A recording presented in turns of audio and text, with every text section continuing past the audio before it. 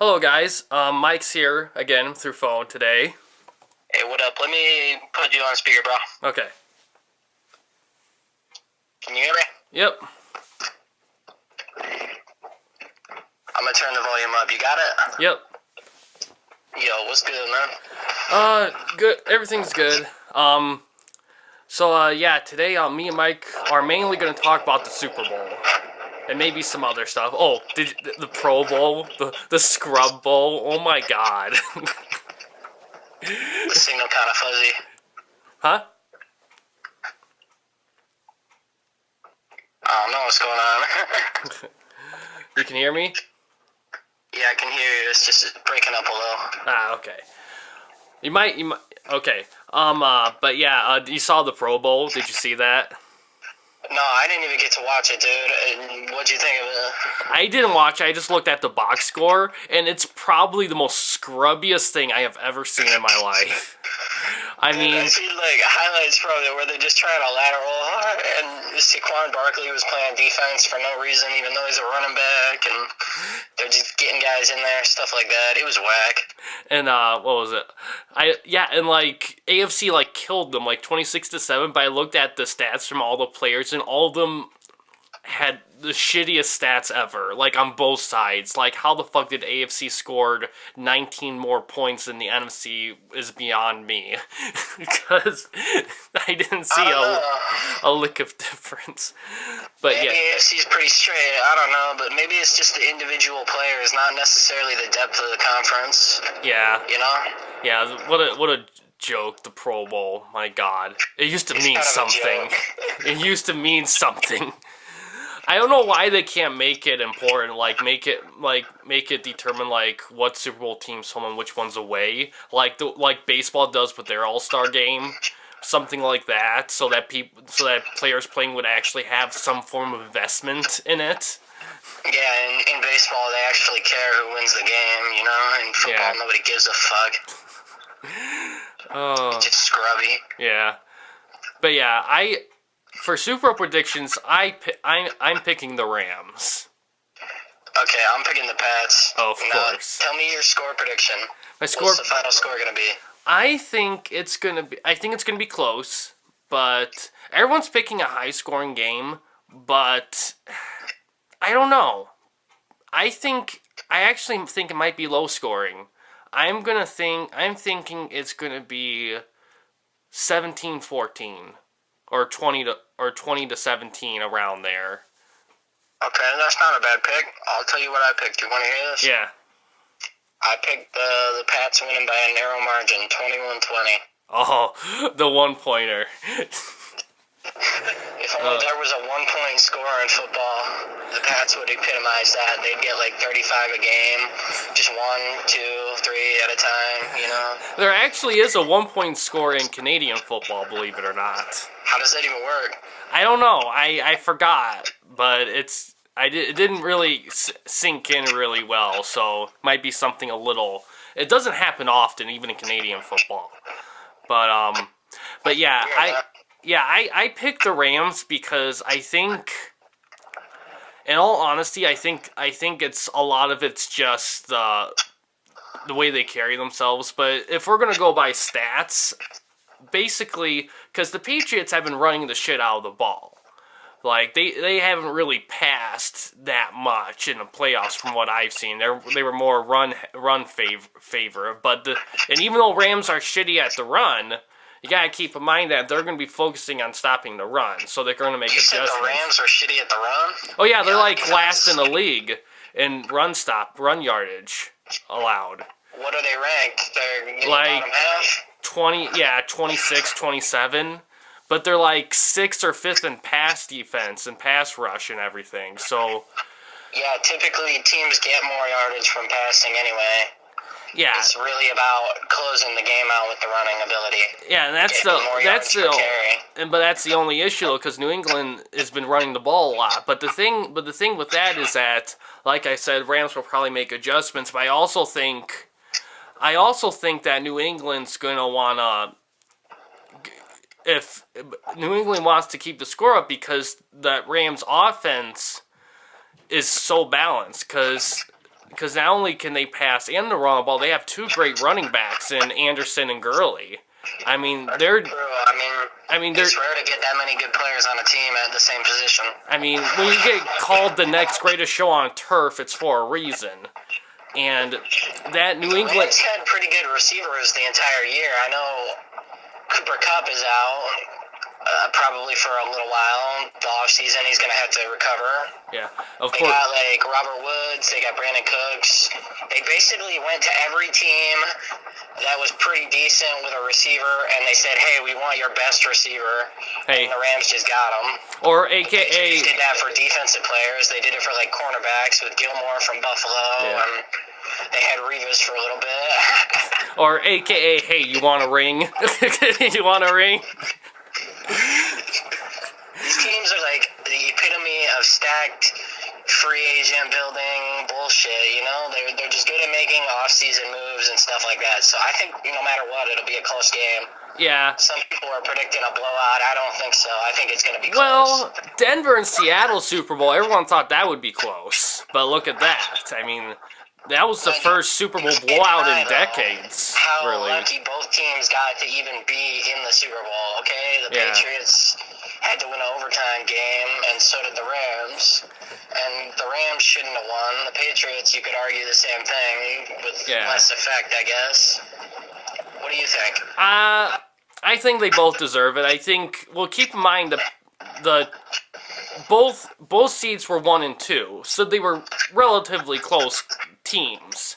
So it makes sense that would go into overtime. Now, some people may argue the results of that overtime, the path to get there may be convoluted, but at the end of the day, you got the best teams, though. I mean, you can't argue that the Saints are overwhelmingly better than the Rams. They may be better in certain areas, but you can't say that the wrong team's going to the Super Bowl. And the same thing with the New England and Kansas City. I mean, you can't argue. I mean, you could say Kansas City deserves more, but when it comes to results, I mean, New England earned that win. Same thing with the Rams. And yeah, I think, and like I said, it all comes. I think it'll come down to. I always believe it comes down to defense, and but here's something to note: New England allows very low scoring, but they allow a lot of yardage, which means that they play it close to the chest. But I don't think they can afford to do that with the Rams. I think the Rams are going to exploit that easily.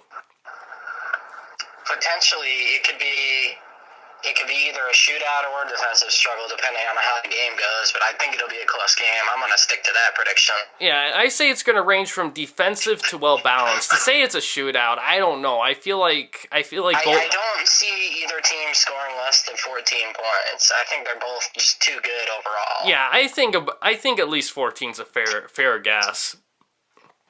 But I think mine's somewhere in the middle, but you could argue it's a weird exact number. But then again, it's definitely possible. Would it be poetic justice that New England beating the Rams, in their first Super Bowl win, that kickstarts the dynasty? Them losing to the Rams ends the dynasty? Yeah, dude, the NFL was rigged, man, okay? That would be amazing. The Rams in. That's why they didn't call that penalty. Everyone knows what I'm talking about. Yeah. They rigged it for the Rams because they wanted their darling dynasty earlier with Kurt Warner, but now they don't even care anymore. They just want the Rams to win again. So the NFL rigged it. Just like they did with that power outage in the Super Bowl the one year. Here's the thing. I mean, everyone says NFL refs control stuff, but in my opinion, if NFL refs control stuff, then refs in all sports control stuff. I mean, hell, there was cases of basketball referees taking money to affect games, but no one talks about that shit. I don't know of any cases in the NFL where refs did that. Hey, did you know that they fined what's-his-face on the Rams that got that penalty? They fined him, but he'll take that fine probably all day for a Super Bowl trip. It's like, this fine is your ticket to the Super Bowl. Will you pay it? Hell yeah, absolutely, most of the time. Yeah, refs call the penalties. I mean, at the moment, does it seem unfair? Sure, but it's done. You know, you can't say that the penalties affected, like, the outcome that much in terms of, like, quality of a Super Bowl. I mean, it was close either way. You could argue the plays early in the game were even more important, but still. Well, yeah, and here's the thing. A penalty shouldn't decide a game. Other factors decide the game. Surprisingly, in Madden, they simulated it, and they made the penalty call almost every time or whatever. Yeah, I and mean... Madden doesn't get much right, so I gotta give it props. Madden, oh my god. Hey, can we talk about some of the teams that aren't in the Super Bowl that were in the scrubby Pro Bowl? Oh, the scroll. I'll tell you which teams I think were the biggest winners and losers, alright? So, big losers, I think, were the Philadelphia Eagles. They mismanaged their quarterbacks. They're fucked. They're having to decide whether to get rid of Foles entirely. No. And I said at this time, or whatever, a year ago, when they just won the Super Bowl, I said Foles should be the starter, and nobody listened to me, and they fucked it up, like they always do, because they didn't trust them. That's just my opinion. I say get rid of Wentz. I mean, I've been looking at some of the rosters for, like, Super Tecmo Bowl mods, and Wentz has been in the Eagles longer than I thought he was, and in all honesty, he's had his chance, but he kept getting hurt at the crucial moments, and Foles saved them. I mean, the only reason why he didn't save them this time is because they weren't as good as a team as they were last year. I mean... Yeah, I was wondering, though, do you think Wentz will even play a full season? He could be one of those quarterbacks that never plays a full season, you know? And that's no good to any team. Yeah, the next Sam Bradford. Yeah. You don't like that. I say cut Wentz, give Foles a shot. If he sucks, then start a clean new slate. Blow it all up. I don't like that idea as much, because you have to get rid of Wentz for nothing. Well, I mean... Right now, he's still got considerable value. You should have traded him last year like I recommended, or they should have. But since they didn't do that, they might as well at least try and trade him now. Yeah, trade him. I don't think they'll do that either. I think they'll stick with him and fuck it up more. Yeah, and it's a shame. They're not going to win a Super Bowl likely this year, or the next year, I mean. Yeah, I mean... What about the other teams I thought kind of mismanaged? The Lions. Kansas City mismanaged. Kansas They City. had a good chance against the Patriots.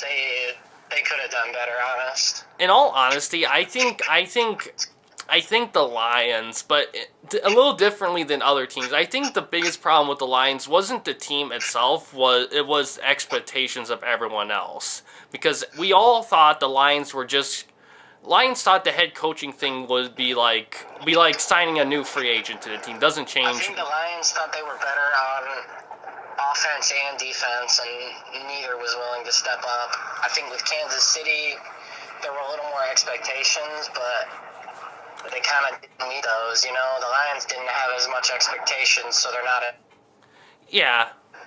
But I also think that the problem with the Lions this year was timing. The timing was off. Like, I mean, who could imagine you trade Golden Tate, and then around the same time Marvin Jones is out for the season? I mean, you can't recover from that. You can't put all the weight on Galladay. He's a 1-year vet, a 1-year, 2-year vet. I mean, he's one guy. No team should rely on one good receiver in the NFL. You remember the Lions trade of Golden Tate to the Eagles? That Yep. was actually a pretty decent move for them. Yeah, it was, because his contract was running out, and they got some picks out of it, which is good. I mean, the Lions made the right steps. I just feel like people were expecting a continuation to better after the average seasons of Caldwell, but it was more of a rebuilding season than people were prepared for, and I think next year should be better, in my opinion. They should be at least 500, maybe 9-7. 10-6 would be generous, but in their defense, they got a hard schedule this year, though. Much harder than, like, a team like the Chargers had. I mean, Chargers played a bunch of nobodies. Yeah, the Chargers were a big disappointment in the playoffs to me. I mean, yeah. They got really exposed, in my opinion. They just weren't a complete team at all, and it really showed. I mean, there were other teams you could argue were also not as good as them in the playoffs, but The Chargers had some expectations for themselves since they don't make the playoffs every year, and look what it got them. Nothing. Yeah, and Phillip Rivers might turn into Dan Marino, only Dan Marino actually did go to a Super Bowl at some point. Phillip Rivers is gonna probably be one of those quarterbacks they look back and say he should have won a Super Bowl here or here or here, but he's not gonna do it. That's just my opinion. He hasn't even been to one. That's the shame of it. It'll be one thing if he actually got to one. I just don't see it happening. I think if he goes the rest of his career without going to a Super Bowl, I think he could be a Hall of Famer because everything else has been so good. But I think it'll be a while after he's eligible, like quite a few years. But I think it's possible. I don't know if he's worthy, to be honest. I mean, he's a great quarterback and he helped the team and whatever, but he hasn't been that playoff mastermind or whatever. So when it comes to a quarterback with less stats, I'd probably give him the edge in playoff success or whatever. Yeah. If that makes sense. Yeah. But yeah. Not everyone values that, but I do a little bit. That clutch team or whatever bullshit. Yeah, it's tough for him. And in his defense, he worked with a lot of nobodies. I mean, I looked at the roster and I didn't recognize a name at all. I mean, Antonio Gates is playing, but he's like a gajillion years old now. I mean, at this point, I don't think. I don't know how he's still playing because I don't hear about his name at all. At this point, he's just a guy to get. I'll tell you some other surprise teams, or some teams with some hope for next year, alright? Yeah. So a team with a lot of hope is actually Cleveland, to be honest. Oh, yeah, definitely they got Cleveland. A young core and some decent offensive weapons. They got a quarterback that's not terrible, that's at least average. You mean not Manziel? Not Manziel. Yeah, dude, I'm not going to wear his jersey either. I think Cleveland's got a decent outlook. A team that really fucked themselves this year, I think's got a bad outlook, is the Pittsburgh Steelers. Oh my god, yeah. They mismanaged their entire season, really. They had plenty of chances to make some noise, and they didn't do it. Not only the Le'Veon Bell drama, which has been going on forever, but then they fucked things up with Antonio Brown. And yeah, it's like they got no chemistry. Their best players don't even want to be there, you know? And that says something, because before this year, Antonio Brown was pretty much the ideal NFL player. He kept to himself. He wasn't a showboat diva or anything like that. And I mean, yeah, then reports come out that he's doing all this stuff that nobody heard about when they were winning, you know? That shows how bad it is. Yeah, and I think they might have to clean house. I mean, I don't think they should get rid of Roethlisberger by any means, but they definitely need to add some new. They need to put some new life in the team because, I mean, I can't really hear you. But they should put some new life in the team. Because their good players are getting old, and their new players aren't gelling with the team at all. But yeah, I think for me, I can kind of make you out, dude. Just being honest. I think personally for me, I think the team with the most hope, like the best hope for next year, I think I'm gonna pick Baltimore because they got all the pieces together. They got their new quarterback. They got a whole offseason to put the pieces together. And I mean, who knows what'll happen next year? A lot of probably moves will happen before the start of the next season. But at this moment, with the draft order and the standings in general, the biggest disappointment in the entire NFL is probably the New Orleans Saints. Oh my god. They had so much going this year, and they thought that this was the year, just like they did last year. I think really fucked themselves. I think the biggest fuck up team for me for this year, I'm gonna say Oakland, actually, because I know I love John Gruden, and I can see him trying to like acquire picks and shit, but man, he really took a team that was ready to compete and really decimated it. And I don't know what he's going to be doing with the team. And it was kind of disappointing to see that because the Raiders had been hungry for playoff success since the Rich Gannon era. But yeah. And also, I don't know. Maybe the Raiders could be considered a huge disappointment. There's other teams that are in contention for sure. Yeah. They're obviously bad teams. Yeah. I'd say the Super Bowl is going to determine the offseason a little bit.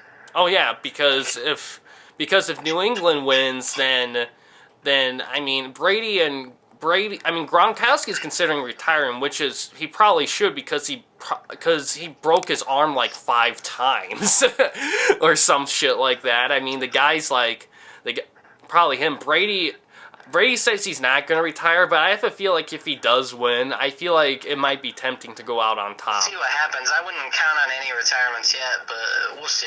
Yeah. And also, in terms of other sports topic, there's not much else going. The moves that some of these teams are going to have to make if they win or if they lose. The same players could have their decisions for their teams changed just because of the win of one game.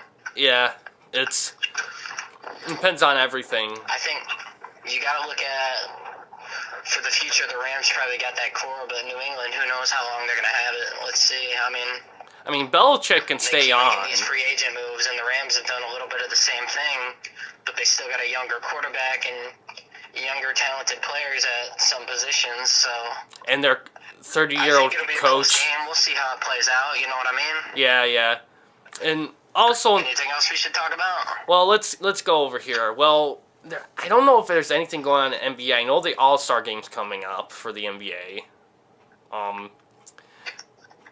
I haven't heard much on, like, any of the teams. Like, they're all pretty much the same for what I know, you know? Okay. And, baseball, it's off-season. There hasn't really been any moves by any teams like the Tigers or anything that I know of. And then I think we should just, we should probably just call this and only talk about the stuff like that we already talked about. I think we should focus on some of that stuff for the next episode. Yeah, and also, there's nothing really going on in hockey, really. I like to address a little bit of them all, but all the other seasons are pretty much just either in just normal mode or off-season. I mean, football is... I'm about to send a message to some kid that I roasted him. Hey, this has been a good talk. I think I gotta talk to you later, buddy. Okay, cool, yeah. And, yeah, guys, thanks for watching. Please subscribe and like the videos, and have a good day. Peace.